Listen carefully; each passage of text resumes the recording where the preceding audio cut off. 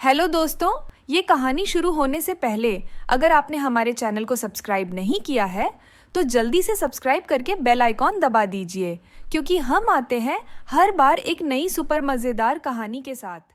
ये कहानी राज नाम के लड़के की है जो फल बेचकर अपना गुजर बसर करता था। जब वह 10 साल का था तब उसके पिता का देहांत हो गया। इसी कारण राज को ही घर की जिम्मेदारी उठानी पड़ी और कॉलेज की पढ़ाई छोड़कर पिता की फल बेचने का काम राज ने संभाल लिया। राज की बड़ी बहन मीरा की शादी में जो उसके पिता ने कर्ज लिया था उसे उतारने के लिए राज ने अपना घर भी बेच दिया और माँ के साथ किराए के घर में रहने लगा। राज की बड़ी बहन अपने ससुराल में खुश है, इस बात की उसे बहुत तसल्ली है। माँ, मीरा दीदी का मेरे मोबाइल पर फोन आया है, तुम बात कर लो, फिर मैं काम पर निकलता हूँ। हेलो मीरा दीदी, ये लो माँ से बात करो। हाँ बेटी, कैसी हो? खूब खाया पिया कर, इससे बच्चे के सेहत पर अच्छा असर होता है। अब यही इच्छा है कि मैं नानी और राज मामा बन जाए।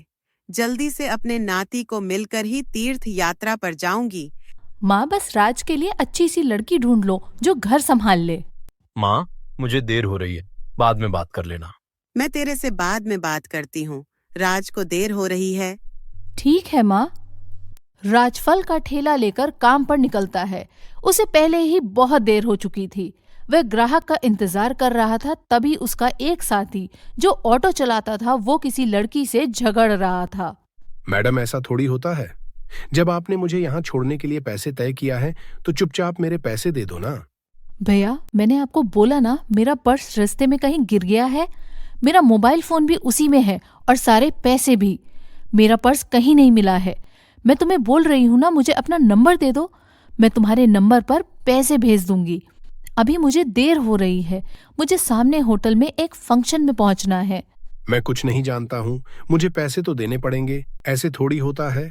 क्या हुआ निरंजन, लड़ क्यों रहे हो सुबह सुबह? अरे देखना यार, सुबह सुबह पहले सवारी मिली और वो भी मुझे पैसे देने के लिए मना कर रही है। इन मैडम का पर्स कहीं गिर गया है और मुझे कह रही है कि पैसे बाद में देगी। अरे ऐसे थोड़ी होता है भाई। कोई बात नहीं निरंजन, कभी कभी किसी की परेशानी को भी समझना चाहिए। एक काम कर, तेरे कितने पैसे बने मैं दे देता हूँ, ये मैडम मुझे बाद में दे देगी। मेरे 200 हुए हैं। राज निरंजन को ऑटो के 200 रुपए दे देता है। Thank you so much. मेरा नाम स्नेहा है। आप मुझे अपना नंबर दे दो, मैं आपके नंबर पर ऑनलाइन पेमेंट भेज दूंगी। बाकी अगर मुझे देर ना होती तो मैं आपको अभी पैसे दे देती। कोई बात नहीं मैडम, ये लीजिए मेरा नंबर। स्नेहा नाम की वो लड़की राज का मोबाइल नंबर ले लेती है और अगले दिन राज के मोबाइल पर पैसे ट्रांसफर कर देती है। आपके पैसे मैंने अकाउंट में भेज दिए हैं, आप चेक कर लीजिए। और कल के लिए एक बार फिर से थैंक यू, आपने अनजान होकर भी मेरी मदद की। स्नेहा और राज बात करने लगते हैं। स्नेहा को राज से बात करना बहुत अच्छा लग रहा था। उसके बाद एक दो बार स्नेहा की मुलाकात मार्केट में राज से हो जाती है। धीरे धीरे दोनों दोस्त बन जाते हैं। राज को पता चला कि स्नेहा एक बहुत ही अमीर खानदान की लड़की है, तो वह उसे समझाता है। स्नेहा, तुम बहुत ही अमीर खानदान की लड़की हो। तुम्हारे और मेरे में जमीन आसमान का फर्क है। मैं एक मामूली फल बेचने वाला गरीब लड़का हूं। तुम्हारा और मेरा यूं दोस्ती रखना ठीक नहीं है। प्लीज तुम मुझसे मत मिलो। तुम ना मिलने की बात कर रहे हो, और आज तो मैं तुम्हें अपने प्यार का इजहार करने आई थी। मैं तुम्हें बहुत पसंद करती हूँ राज। मैं अपने आगे आने वाली पूरी लाइफ तुम्हारे साथ मिलकर जीना चाहती हूँ। कहते कहते स्नेहा फूट फूट कर रोने लगती है। राज स्नेहा को गले लगा लेता है। स्नेहा अपने मम्मी पापा से इस बारे में बात करती है और जबरदस्ती राज से शादी करने के लिए मना लेती है।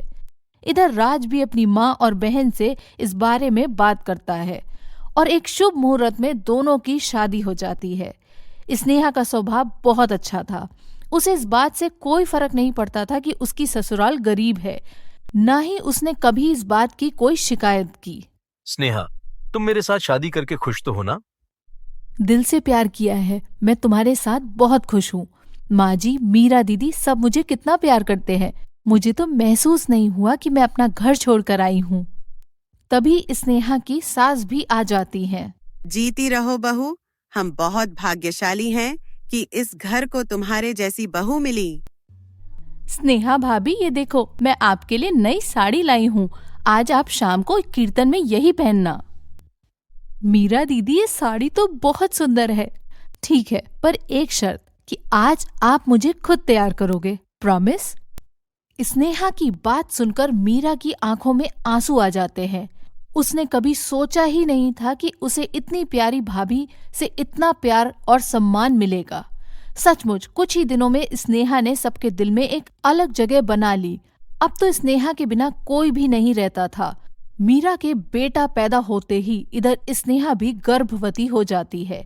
स्नेहा की मां बनने के बारे में जब उसके मम्मी पापा को पता चलता है तो वह उसे मिलने के लिए उसके ससुराल आते हैं, पर स्नेहा का घर देखकर दोनों ही मुंह बनाने लगते हैं। स्नेहा, तुम अपने मम्मी पापा के पास बैठो, रसोई से चाय और नाश्ता मैं लेकर आती हूँ। क्या बात है स्नेहा, तुम इस हालत में भी घर के काम खुद करती हो? तुम्हारे घर में कोई नौकर चाकर नहीं है क्या? कैसी बातें करती हो ललिता तुम जानती ही हो तुम्हारी बेटी किस घर में ब्याही है। यहाँ 2 वक्त की रोटी खाने के लिए भी सोचना पड़ता है। एक टाइम की सब्जी दूसरे टाइम खाते होंगे, ये भला क्या नौकर चाकर रखेंगे? नहीं पापा, ऐसी कोई बात नहीं है। माँ जी और राज ने तो मुझे कई बार कहा है कि मैं घर में कोई काम वाली रख लूं, पर पूरा दिन मैं घर पर होती हूँ, मेरा भी मन नहीं लगता। और फिर मैं तो कुछ भी नहीं करती, सारा काम माँ जी ही करती हैं, मुझे उठने ही नहीं देती। यह लीजिए चाय। स्नेहा, तुम्हें यह समोसे बहुत पसंद है ना? मैं ये हलवाई से खरीद कर लाई हूँ, अपनी मम्मी पापा को भी दो। नहीं नहीं, मैं ऑयली फूड कम खाती हूँ। और स्नेहा, तुम भी ये सब मत खाया करो। तुम्हें इस टाइम में जूस, फ्रूट ये सब लेना चाहिए। बहन जी, आप तो समझदार हैं। मम्मी, आप मेरी टेंशन मत लो। माँ जी मेरा पूरा ख्याल रखती हैं। वे मुझे समय पर जूस, फ्रूट, दूध, दही, सब्जियां और सब कुछ खाने के लिए देती हैं। तभी स्नेहा की नंद मीरा भी आ जाती है। स्नेहा भाभी, मैंने डॉक्टर से अपॉइंटमेंट ले लिया है। कल सुबह 11 बजे आपको मेरे साथ चलना है, तो आपका चेकअप हो जाएगा। मीरा, तुम्हारा कौन से हॉस्पिटल में बच्चा हुआ था जो डॉक्टर के बारे में तुम बात कर रही हो? जी, वो बड़े बाजार में जो हॉस्पिटल है ना, जहाँ डॉक्टर नेहा बैठती है, वो सस्ता बेकार सा हॉस्पिटल। स्नेहा, तो तुम उस हॉस्पिटल में चेकअप के लिए जाओगी? तुम्हारा दिमाग तो ठीक है ना? तुम चिंता मत करो, इन लोगों के पास अगर तुम्हारे इलाज के लिए पैसे नहीं है तो क्या हुआ, मैं तुम्हारे लिए इस शहर के सबसे बड़े नामी हॉस्पिटल में आज ही बात कर लेती हूँ। और तुम अभी के अभी अपना सामान पैक करो और हमारे साथ चलो। माँ, नेहा जी एक बहुत ही बड़ी और समझदार डॉक्टर हैं। उन्होंने मीरा दीदी के नॉर्मल डिलीवरी की है। उन्होंने मुझे पूरा रेस्ट करने के लिए बोला है। और शायद आपने ठीक से सुना नहीं, मुझे कल मीरा दीदी के साथ डॉक्टर के पास जाना है। आप थोड़ी देर और बैठेंगे या जा रहे हैं? क्योंकि अभी ना राज आने वाले हैं। वो शहर में एक नया रेस्टोरेंट खुला है, वहां पर मेरी फेवरेट आइसक्रीम मिलती है, तो आज मेरा वो खाने का प्लान है। तो हम सब डिनर के लिए जाने वाले हैं। स्नेहा का ऐसा कोई प्लान नहीं था, ये उसकी सास और मीरा जानते थे, पर स्नेहा अपने मम्मी पापा को एहसास दिलाना चाहती थी कि उसके ससुराल वालों का और अपमान ना ही करें तो उनके लिए बेहतर है। स्नेहा की मम्मी पापा लज्जित हो जाते हैं और कुछ देर बाद वहां से चले जाते हैं। स्नेहा की आंखों में खुशी के आंसू थे। स्नेहा अपनी सास और नंद के गले लग जाती है और खुशी खुशी रहने लगती है। ये है आशा, इसके पति की मौत कार एक्सीडेंट में हो गई थी। इसकी एक बेटी रजनी है जो बहुत सुंदर और संस्कारी है।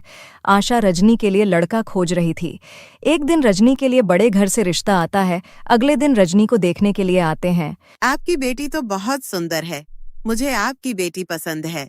ये तो खुशी की बात है कि मेरी बेटी आपको बहुत पसंद है, तो बात आगे बढ़ाते हैं। हाँ तो बहन जी, मैं कह रही थी कि आपकी बेटी वैसे तो रूप की धनी है, लेकिन अगर कोई लड़की अपनी शादी में दहेज ना दे तो उसकी समाज में कोई इज्जत नहीं रहती। वैसे हमारे घर में किसी चीज की कोई कमी नहीं है। खूब सारी खेतीबाड़ी, कई बीघा जमीन है, धन धान्य से भरा हुआ है मेरा घर। लेकिन आप जो भी दहेज में देंगी उस पर तो आपकी बेटी ही राज करेगी ना।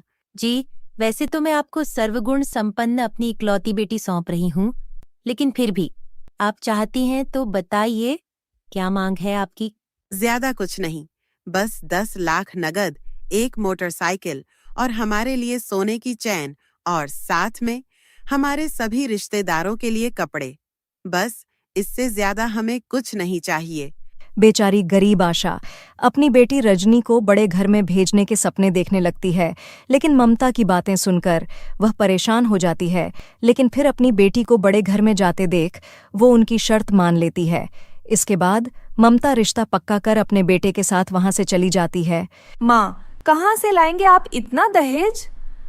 क्या जरूरत थी उनकी शर्त मानने की? आज तक आप दूसरों के घरों में बर्तन मांज कर तो मुझे पाल रही हैं। हम खुद के लिए तो इस एक झोपड़ी के अलावा कुछ नहीं बना पाए, तो फिर कहाँ से लाएंगे हम इतना पैसा? तू बिल्कुल भी चिंता मत कर मेरी बच्ची। मैं नहीं चाहती जो दुख मैंने झेले वो तुझे भी झेलना पड़े। अब चाहे ये गरीब माँ कर्जे में क्यों ना डूब जाए, पर वह तुझे उस बड़े से घर में भेज कर ही रहेगी। रजनी बड़ी ही चालाकी से अपनी गरीब माँ के दुख में शामिल होने का ढोंग कर रही थी, जबकि सच तो यह है कि रजनी खुद भी यह गरीबों वाली जिंदगी काट काट कर परेशान हो चुकी थी। उधर आशा दिन रात इसी चिंता में रहने लगी कि वह कैसे दहेज के लिए इतनी रकम का इंतजाम कर पाएगी। भगवान, तूने मुझ गरीब पर बहुत से जुल्म ढाए हैं। पहले तो भरी जवानी में मेरे पति को उठा लिया और फिर इस गरीबी का बोझ सर पर डाल दिया। सारी उम्र तो लोगों के घर में काम काज करने में निकल गई और अब बुढ़ापे में बेटी के दहेज की चिंता वह अलग। ऊपर वाले, तूने तो मेरी किस्मत कुश की, कलम से लिख दी, लेकिन मैं अपनी बेटी की किस्मत को बदलना चाहती हूँ और उसे अमीर घर की बहू बनते देखना चाहती हूँ, ताकि मुझ गरीब की तरह उसे भी लोगों के घरों के झूठे बर्तन ना घिसने पड़े। हे प्रभु, मुझे कोई रास्ता दिखा। अपनी फूटी किस्मत के बारे में सोचकर आशा फूट फूट कर रोने लगती है। तभी उसकी नजर अपने घर पर जाती है और वह लाला के पास अपना घर गिरवी रख देती है। ये लो, पूरे 12 लाख हैं। अब आज से तुम्हारा घर मेरा हुआ। ठीक है, मुझे मंजूर है लाला जी, लेकिन कृपा करके मेरी बेटी की शादी और विदाई के बाद पग फेर की रस्म तक मुझे वहां रहने देना। उसके बाद मैं कहीं ना कहीं अपना ठिकाना ढूंढ ही लूंगी। ठीक है, इसमें मुझे कोई आपत्ति नहीं। इसके बाद आशा 10 लाख रुपए ममता को दहेज के लिए दे देती है और बाकी बचे 2 लाख से अपनी बेटी की शादी कर देती है। बेटी की विदाई के बाद आशा अपने घर को देखकर फूट फूट कर रोने लगती है। फिर अगले दिन एक शानदार महंगी गाड़ी उस गरीब की कुटिया के आगे रुकती है। अपने दिन बदलने के साथ साथ रजनी का स्वभाव भी एक दिन में ही बदल गया। मेरी बच्ची, तू आ गई। मेरा कलेजा कब से तुझे अपने सीने से लगाने को तड़प रहा था। आ मेरे गले लग जा। माँ, ये गुड़ मक्खी का खेल पसंद नहीं मुझे, और ये मेरी नई साड़ियाँ हैं, चिपक कर अब खराब मत कर देना। यह तुम अपनी माँ से किस तरह बात कर रही हो? रहने दीजिए दामाद जी, अब मेरी बेटी अमीर हो गई है तो शायद इसलिए वह अपनी माँ के उस गरीब आंचल को भूल गई जिसकी छाव में वह पली बढ़ी हुई है। अपने एहसान गिनाना बंद करो माँ, वो सब करना तो आपका फर्ज था। गगन, अब तो मुझे इस छोटे से घर में घुटन हो रही है, चलिए अब यहाँ से। यह कहकर रजनी अपने पति के साथ वहां से चली जाती है। अपनी बेटी के इस रूखे बर्ताव से आशा का मन टूट जाता है और वह उदास होकर जमीन पर बैठ जाती है। तभी वहां लाला पहुंच जाता है। अरे अब चलो, उठो भी आशा देवी। अब तो तुम्हारी बेटी की विदाई भी हो गई और उसके पग फेरे भी। अब तो मेरा घर खाली करो। इस तरह बेचारी गरीब आशा को अपनी बेटी की शादी अमीर घर में करने के बदले में बुढ़ापे में वनवास भोगना पड़ता है। एक ही झटके में उसके सर से छत छिन जाती है और आशा को दर दर की ठोकरें खानी पड़ती हैं। वहीं दूसरी ओर रजनी अपनी गरीब माँ के दुख दर्द को भूलकर अमीरी के नशे में चूर होकर दिन रात पार्टियां करती है। देखो, ये मेरी नई ड्रेस कैसी लग रही है। पता है, मेरा कब से मन था इस ड्रेस को खरीदने का। आज जाकर मैंने इसे खरीद लिया। और यह देखो, मांझी ने अपने गोल्ड के इयररिंग्स भी दे दिए मुझे इसके साथ पहनने के लिए। अब एक बात पूछूं, क्या तुम्हें तुम्हारी माँ की बिल्कुल भी याद नहीं आती? उनका ख्याल नहीं आता? पग फेरे के बाद तुम एक बार भी उनको देखने नहीं गई? ओ प्लीज गगन, अब तुम फिर से मुझे ये ममता का लेक्चर देना शुरू मत कर देना। अब मैं दोबारा उस गरीबी के लम्हों को याद नहीं करना चाहती और ना ही उस छोटे से घर में जाना चाहती हूँ। तुम जानती हो रजनी, तुम्हारी माँ ने तुम्हारी शादी अमीर घर में करने के लिए कितने दुख उठाए हैं। खुद भूखा रही होंगी, तब तुम्हारा पेट पाला होगा। बीमार होने पर भी लोगों के घरों में जाकर झूठे बर्तन धोए हैं। तुम्हारी पढ़ाई के लिए ना जाने कैसे एक एक रुपया जोड़ा होगा। और फिर जब तुम बड़ी हुई तो तुम्हारी शादी करवाने के लिए उन्होंने अपने इकलौते सहारे अपने घर को भी गिरवी रख दिया। गगन के मुंह से यह बातें सुनकर रजनी टूट जाती है और वह रोने लगती है। माँ ने मेरी खुशियों के लिए कितना कुछ किया और मैं कभी ये सब देख ही नहीं पाई, और मेरी खुशी के लिए उन्होंने बुढ़ापे की उम्र में अपने सिर से छत तक बेच दी। ना जाने अब वो किस हाल में होगी, भूखी प्यासी कहाँ भटक रही होगी। मुझे अपनी माँ को ढूंढना ही होगा। फिर रजनी अपने गांव पहुंचकर सभी के घरों का दरवाजा खटखटाकर अपनी माँ को ढूंढती है, लेकिन वो उसे कहीं नहीं मिली। गगन, मैंने अपनी माँ को सब जगह ढूंढा, लेकिन वह मुझे कहीं नहीं मिली। मेरी माँ को बोलो ना वो जल्दी से मेरे पास आ जाए। उनकी बेटी उनको बहुत याद कर रही है। मैं उनके बिना नहीं रह सकती। संभालो अपने आप को रजनी, सब कुछ भगवान पर छोड़ दो। हे दुर्गा माँ, आज ये बेटी अपनी माँ से मिलने के लिए तड़प रही है। इस अभागी को अपनी माँ से मिला दो। मैं अपने हाथों से प्रसाद बनाकर मंदिर में बांट कर आऊंगी माँ। इसके बाद रजनी अपने हाथों से हलवा बनाती है और मंदिर में बैठे भिखारियों को बांटने जाती है। मंदिर के बाहर बैठे भिखारियों में उसकी माँ आशा भी होती है। रजनी भिखारियों में हलवा और पैसे बांट रही होती है कि तभी वह एक बूढ़े भिखारी से कहती है, ये लो बाबा प्रसाद, और ये कुछ पैसे आपके काम आएंगे। सुखी रहो बेटी। बाबा, अब यह अभागन तभी सुखी हो पाएगी जब वह अपनी माँ से मिलेगी। दुर्गा माँ से मेरी माँ के मिलने की दुआ करो बाबा। दुर्गा माँ किसी को अपने दरबार से खाली नहीं जाने देती। आज वह तुम्हें जरूर अपनी माँ से मिलवाएंगी। उनकी ये सारी बातें उन भिखारियों के बीच बैठी आशा सुन लेती है। वह जैसे ही अपनी बेटी को अपनी ओर आता देखती है तो झट से अपने तन पर फटी मैली चादर से अपना चेहरा ढक लेती है, लेकिन तभी रजनी की नजर उस पर पड़ जाती है। माँ दुर्गा की कृपा से तुम मुझे मिल गई माँ। मैंने तुम्हें कहाँ कहाँ नहीं ढूंढा। अपनी बेटी का घर बसाने के लिए माँ का खुद का घर छूट गया। अपनी स्वार्थी बेटी को माफ कर दो माँ। घर चलो माँ। घर तो चला गया बेटी। जो खोया है वह लौट आएगा माँ। अब चलो मेरे साथ। इसके बाद रजनी अपनी माँ को अपने घर ले जाती है और उसे अपने पास रखकर उसकी खूब सेवा पानी करती है। गगन भी आशा का एक बेटे की तरह ख्याल रखता है और उसकी हर जरूरत को पूरा करता है। आपने हमारे चैनल को सब्सक्राइब नहीं किया है तो जल्दी से सब्सक्राइब कर लीजिए। इस वीडियो को लाइक, शेयर, कमेंट करना ना भूलें। फिर मिलेंगे अगले एपिसोड के साथ।